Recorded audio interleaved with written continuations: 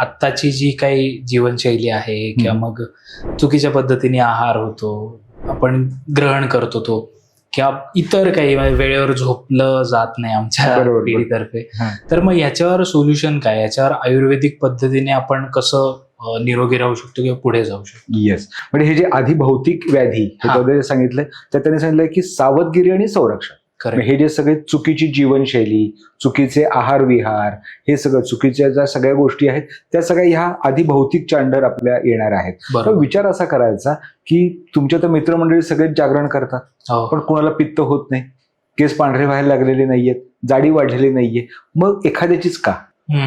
मग याचा अर्थ त्याचं जे मेटाबॉलिझम आहे, आता आधुनिक शास्त्राप्रमाणे जर मेटाबॉलिझमची व्याख्या घेतली तर त्यांनी काय म्हणलंय की convert food into energy. Okay. आता लोकांना एवढंच माहिती असतं.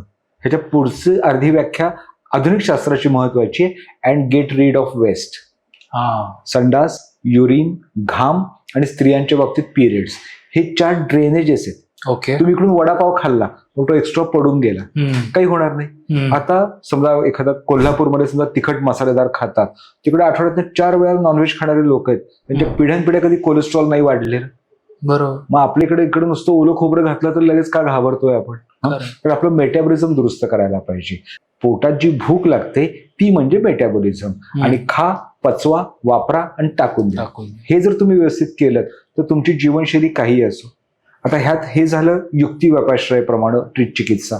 दैव व्यापाश्रयप्रमाणे चिकित्सा काय म्हणजे प्राश्चित्य. आज तुम्ही पिझ्झा पार्टी केली किंवा विकेंडची मोठी पार्टी केलेली आहे, तर त्याला त्यांनी अँटीडोट सांगितले. पण ते अँटीडोट कसे सांगितले? तर तुमच्या जन्म प्रकृतीप्रमाणे.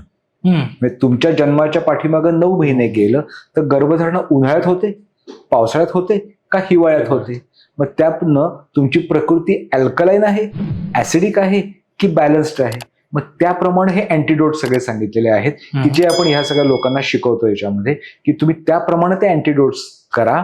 आणि तुम्ही समजा पिझ्झा खाल्ला तर त्याचा त्रासच होणार नाही, असा अँटीडोट घ्या जेणेकरून त्याचा रोगच होणार नाही.